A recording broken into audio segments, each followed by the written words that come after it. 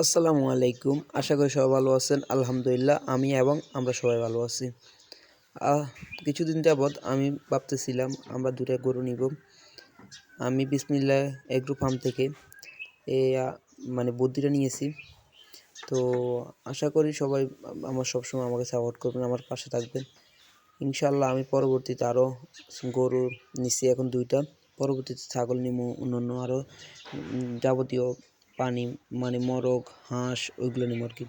আলহামদুলিল্লাহ মোটামুটি ২টা গরু নিচ্ছি, ভালো লাগছে আমার কাছে। আপনাদের কাছে কেমন লাগছে অবশ্যই কমেন্টে বলে যাবেন।